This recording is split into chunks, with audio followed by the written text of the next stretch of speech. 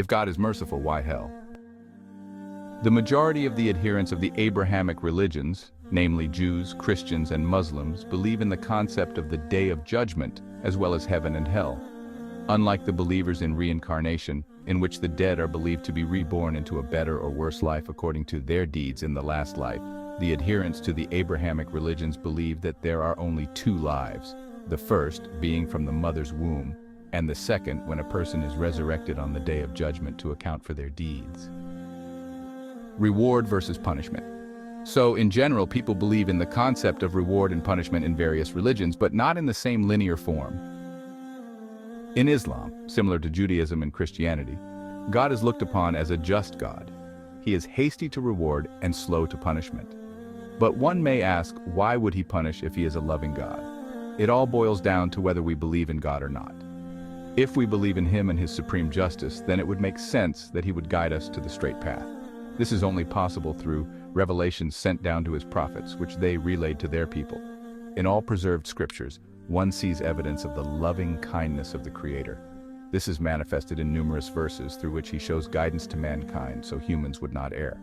So, for the believer, fear of God is part of strengthening his or her faith.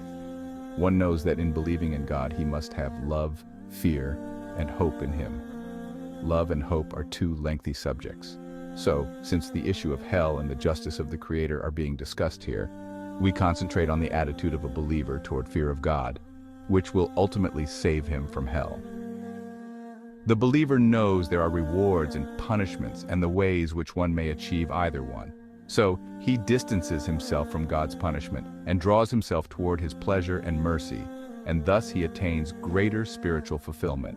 He would want to respect God's boundaries, stays constantly vigilant, and tries to seek God's pleasure in the best manner he can. He knows this will save him from the fear of the last day and the eternal terror of hell. Those who give away their wealth by night and day, secretly and openly, will have their reward with their Lord.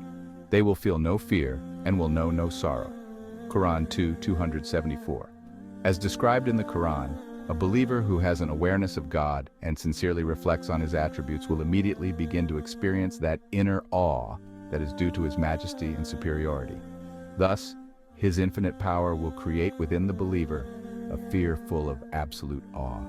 As a result of the believer's vigilance and sincerity, God will reward him by his infinite mercy with tranquility in this world and in the hereafter with paradise. For those who fear the station of their Lord, there are two gardens. Quran 55:46. Yet one may ask, how would I know what pleases or displeases Allah? The answer is clear. One must gain knowledge of their Creator by understanding his words through the Quran. Only those of his servants with knowledge have fear of Allah. Allah is Almighty, ever forgiving. Quran 35:28. Such believers would understand that the justice of Allah is unmatched. Thus they believe in all that he has warned them with.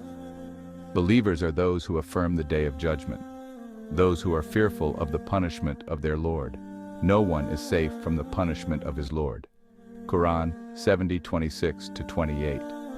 Such is the justice of Allah, and the believer relies on no one but Allah in fear and hope. They call on their Lord in fear and ardent hope. Quran 32:16.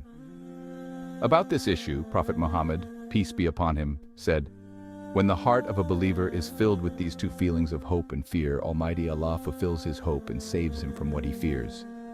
Ibn Majah.